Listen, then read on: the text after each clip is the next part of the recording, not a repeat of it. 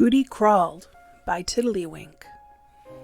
Cootie, cranky at being awoken for the third time, scraped some frost from his window, his paw scritching quietly. He pressed his long snout to the frigid glass and blinked his black shoe-button eyes, peering into the dark winter night. Who was making that racket at this hour? The dim glow of the clock on the tiny table behind him read 2:45 a.m. Squinting, he could just make out two beavers in coveralls, hefting boxes from a big truck with a moving logo. They carried the boxes into the empty house down the street. How mysterious! Cootie didn't think someone would move in during the dead of night. So what were they doing? He settled back into his bed, uncertain, shivery, and curious. Tomorrow he would tell Spade what he saw. Maybe Spade would know what was happening. The next morning, Cootie, a tiny chestnut-colored miniature pinscher, wolfed through his oatmeal. Delicious as it was, with honey and hot milk, he was anxious to see Spade. He scrambled down the cellar stairs as fast as he could go. He saw his friend high up in his web, busily spinning. Cootie called good morning, and Spade, a rather engaging spider, set aside his unfinished blanket, dropping down on a silken thread, waving his 8 arms and legs in a happy greeting. Cootie launched into his tale right away, and Spade listened raptly. Finishing his story, Cootie wondered if Spade had any ideas. "Let's welcome them to the neighborhood," Spade replied. "Just because they hurried to move in, it doesn't mean anything nefarious. And what if we meet some new animal friends?" It was a beautiful day. An inch of snow had fallen while Cootie was asleep. He and Spade, tucked warmly into Cootie's flannel pocket, left a trail of snow boot prints as they trudged to the house in question. Once Cootie had knocked soundly on the door, he stepped back and they waited. Presently, he and Spade heard footsteps, then several locks clicking.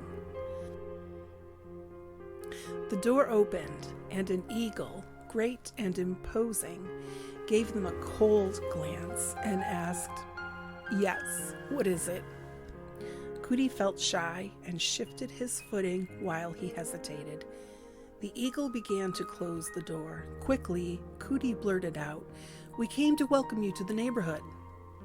The eagle, seeing only Cootie, looked at him oddly when he said "we," then looked sharply all around.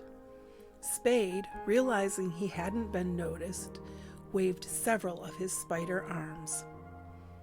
The eagle, startled, said only, "How very strange." Cootie felt this was going badly, so he almost turned around right then. Spade prompted him, and he said, "We wonder if there are any animals here who would want to play with us." The eagle, not having blinked at all in this whole exchange, drew himself up, breathed deeply, and told Cootie to come back during the next week when his nephew would be visiting.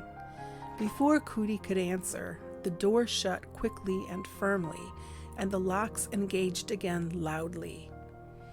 It had been uncomfortable, and Cootie didn't feel very hopeful, but Spade called out, "See, that wasn't so bad, was it?"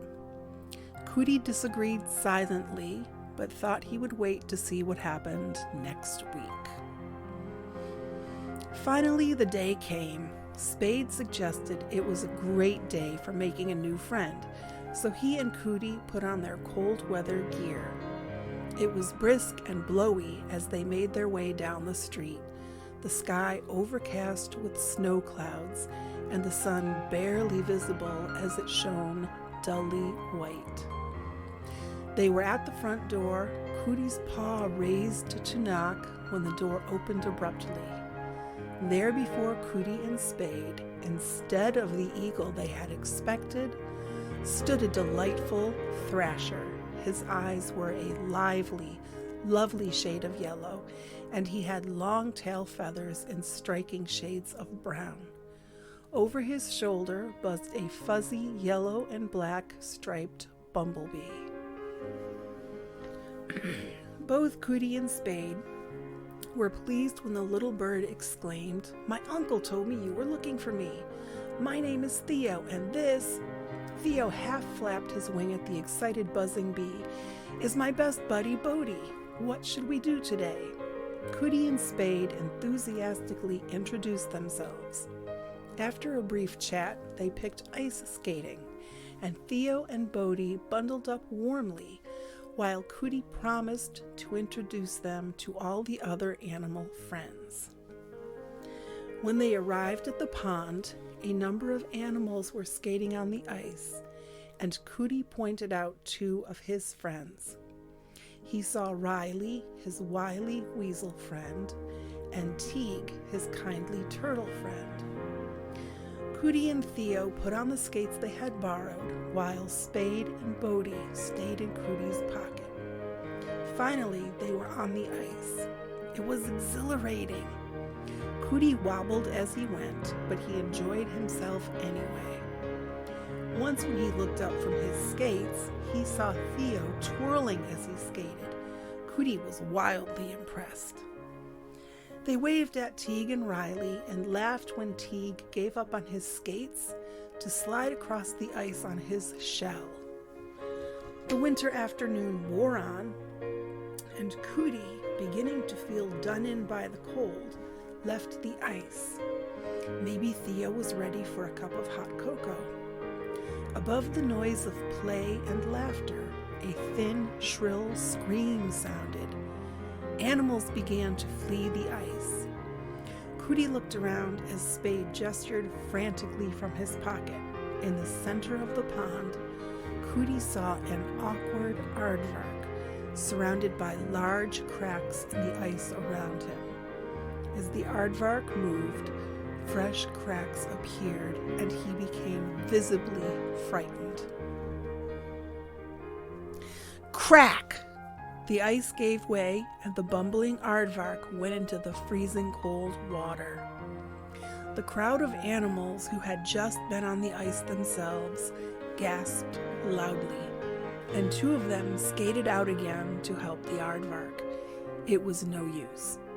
New cracks sounded, and the two animals left the ice once more while the crowd groaned.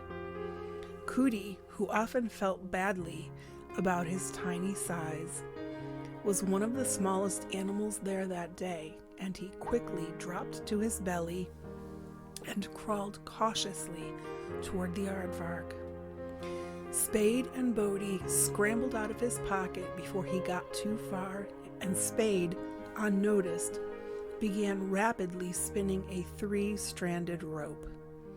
Bodie buzzed the crowd and found Theo and a small group. Not one of them noticed when he landed on Theo's hat, as all eyes were on Cootie and the wretched aardvark. Cootie reached the aardvark safely, but he wasn't able to help. He wasn't strong enough to pull the aardvark from the water, and each time the aardvark tried to pull himself out, more ice broke, stranding him. Behind him, Cootie heard a commotion. Just then, Bodie buzzed his ear. Then he heard Theo say, "Cootie, here, we can help you." Theo, in flight above their heads, using his beak and his claws, wound Spade's rope around the aardvark, and Bodie secured a knot in it. Theo called out, "Okay, everybody, pull!" Cootie grabbed onto the rope and pulled, as did the other animals, while Theo clutched the aardvark's coat collar with his claws, flapping his wings furiously. They were able to move the aardvark across the ice to safety. Everyone cheered wildly, and a couple of animals wrapped the aardvark in a warm wool blanket and helped him home. Teague and Riley led Cootie, Spade, Theo, and Bodie across the park to the refreshment stand, which had been enclosed for the winter. Once they settled near the electric fire with their hot cocos, Cootie introduced his new friends. Teague and Riley were delighted to meet Theo and Bodie, and they chatted eagerly. Soon the door opened, and Cootie was surprised when Fell, his fearsome fox friend, Briar, his gentle bunny friend, and Dalen, his undaunted boxer friend, clamored around them asking for details of the rescue. Clearly, the story had already spread. They made room at the table, and Cootie made more introductions as Teague and Dalen sipped cocoa noisily. Everyone was happy to meet Theo and Bodie and thank them for their part in the rescue. Bodie buzzed to the table while Theo modestly dipped his head. Riley said Cootie had been very brave, and Cootie said they couldn't have done it without Spade. Spade beamed and said nothing. Cootie clutched his cocoa, gratitude for each friend, new and old, blooming deeply in his belly. What an icy adventure!